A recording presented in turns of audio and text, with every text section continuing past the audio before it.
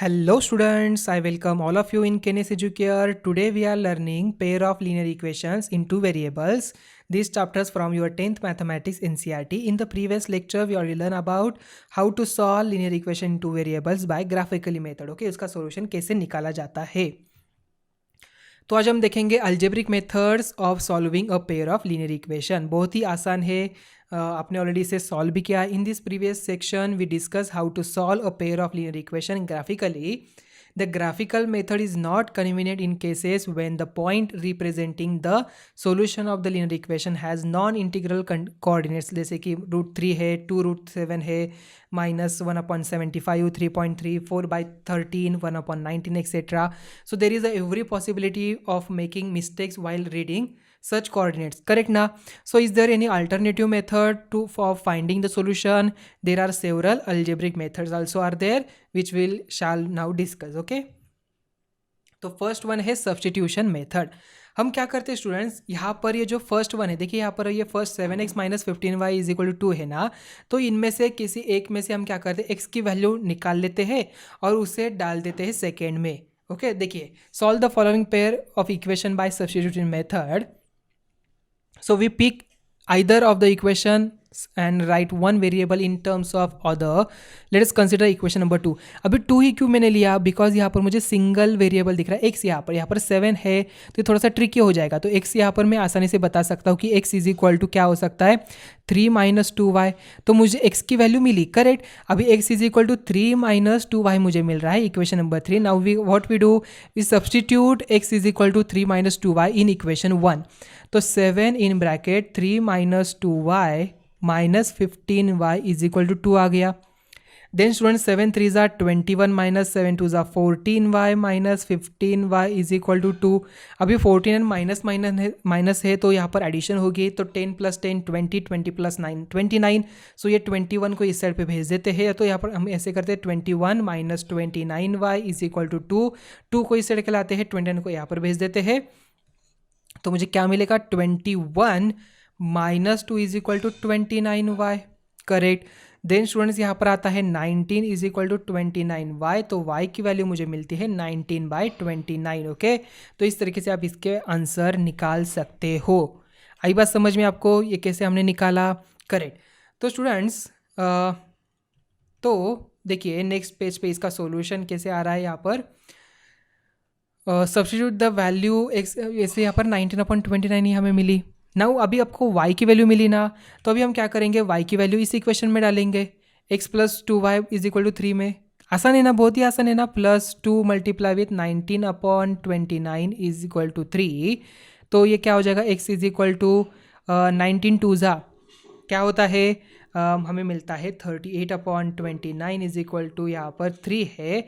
तो ये क्या, इसे माइनस के लिए भेज देते हैं उस साइड की तरफ. तो x = 3 माइनस ये वैल्यू आ जाएगी. तो इसे अगर हम सॉल्व कर लेते हैं स्टूडेंट्स, देखिए 14/29 हमारी x की वैल्यू आती है. सो 3 - 2 19/29 को हमने सॉल्व किया तो 49/29 हमें मिलता है. तो आई थिंक आपको ये सब्स्टिट्यूशन मेथड आसान लग रही होगी एज कम्पेरेटिवली ग्राफिकल से. करेक्ट ना, बिकॉज वहाँ पर ग्राफ प्लॉट करना था, देन उसका सोल्यूशन निकालना था. ओके, तो यहाँ पर कितना आसान है, जस्ट x की वैल्यू निकालिए, वो सब्स्टिट्यूट करिए y में, उसी के तो हम सब्स्टिट्यूट मेथड कहते हैं. Therefore, the solution is x = 14/29 and y = 19/29. Now, substituting x = 14/29 and y = 19/29 for the verification process. Okay, अगर x and y की वैल्यू अगर वहाँ पर डालते हैं and LHS and RHS = आता है तो हमारा आंसर सही है. To understand the substitution method more clearly, let us consider the stepwise.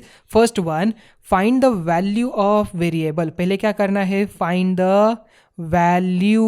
क्या करना है, find the value of the one variable से y in terms of other variable, that is x form from either equation whichever is convenient. Okay, and the step 2 क्या हो गया. यहाँ पर step 2 में हम देखते हैं कि substitute this value of y in the other equation and reduce it on it to an equation in one variable, that is terms of x, which can be solved sometimes as in example number 9 and 10 below.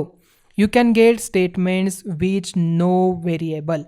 If this statement is true, अगर ये statement true आता है, you can conclude that the pair of linear equation has infinitely many solutions. If the statement is false, then the pair of linear equation is inconsistent. ध्यान में रखना है, देखिए यहाँ पर हमने क्या कहा है, यहाँ पर अगर हम सब्सटीट्यूट करते हैं this value y in the other equation, हमने सब्सटीट्यूट किया and reduce it to equation in one variable in the form of x which can solve sometimes, as in example number 9 में हमने देखा था एंड 10 बिलो देखेंगे, you can get statement with no variable, उसमें variable ही नहीं मिल रहा है.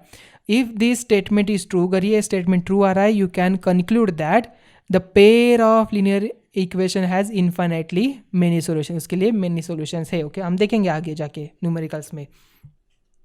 Substitute the value of x obtained in step 2 in the equation used in step 1 to obtain the value of the other variable. Remark देखिए students, यहाँ पर we have substituted the value of one variable by expressing it in the terms of the other variable. So solve the pair of linear equations. That is why the method is known for the as a substitution method. इसीलिए तो हम उसे substitution method कहते हैं, because हम यहाँ पर substitute करते हैं. Example number 8 देखिए, solve one of exercise 3.1 by the substitution method. So let us S and T be the ages of Aftab and his daughter respectively. Then the pair of अभी ये question कहाँ पर है, exercise number 3.1 में है. हमने देखा था कि आफ्ताब एंड डॉटर्स का उन्होंने कुछ कंडीशन दिया था. ठीक है, कंडीशन क्या था कि यहाँ पर 7 years 7 टाइम्स है एंड आफ्टर 3 years ऐसे कुछ तो था ना. यस, तो आपको क्या करना है, क्वेश्चन जाके देखना है वो क्या है. ओके, तो मैं इसका सोल्यूशन यहाँ पे दे रहा हूँ आपको. यहाँ पर let us S and T be the ages, हमने एस एंड टी एज्यूम किया, तो S minus 7 is equal to 7 t minus 7, that is s minus 7t plus 42 is equal to 0, and second s minus 3t is equal to 6. तो students मुझे यहाँ पर ये दो equation मिले, तो on the basis of that हम यहाँ पर s की वैल्यू निकाल सकते हैं, उसे सब्सटीट्यूट कर सकते हैं. So putting the value of s in the equation 1, s is equal to मुझे मिलता है 6 3t प्लस 6. तो यहाँ पर उसे सब्सटीट्यूट किया तो 3t plus 6 minus 7t plus 42 is equal to 0. तो 4t is equal to 40t which gets t is equal to 42 और t is equal to 12. And students यहाँ पर 12 हमें वैल्यू मिली, तो उसे सब्सटीट्यूट करिए इस सेकेंड इक्वेशन में. ठीक है, यहाँ पर हम सब्सटीट्यूट करते हैं तो s is equal to 3 multiply with 12 plus 6 we get 42. So Aftab and his daughter are 42 and 12 years old respectively. So verify this answer by checking if it satisfies the conditions of the given problems. Example number 9. Let us consider example 2 in the section 3.3, that is the cost of 2 pencils and 3 erasers, that is rupees 9, and the cost of 4 pencils and 6 eraser is rupees 18. So find the cost of each pencils and each eraser. अभी यहाँ पर देखिए students, मुझे 18 is equal to 18 मिल रहा है. इसका मतलब ये इन्फिनेटली मेनी सोल्यूशन, हमने देखा था कि इसके इन्फिनेटली मेनी सोल्यूशन आ रहे हैं बिकॉज लाइन क्या हो रही थी, कोइंसिडेंट हो रही थी. अगर हम यहाँ पर इस इक्वेशन को 2 से डिवाइड करते हैं तो मुझे 2x plus 3y is equal to 9 मिलता है, जो यहाँ पर 1 से इक्वल आ रहा है. So that's why students 6 minus 6y and plus 6y यहाँ पर कैंसिल हो गए, तो 18 इज इक्वल टू 18 आया. इसका मतलब there are infinitely many solutions. So this statement is true for all the values of y. However, we do not get a specific value of y as a solution. Therefore, we cannot obtain a specific value of x. This situation has arisen because both the given equation are the same.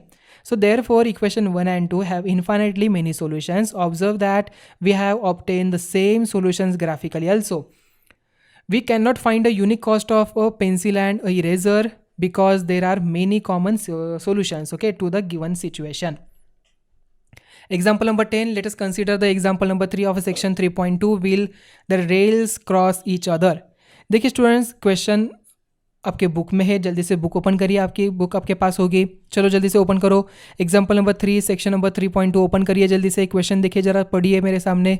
Okay, video pause करिए और जल्दी से question पढ़िए पहले. ठीक है, पढ़ा आपने? यस. चलो अभी देखिए, pair of linear equations form where x plus 2y minus 4 is equal to 0, 2x plus 4y minus 12 is equal to 0.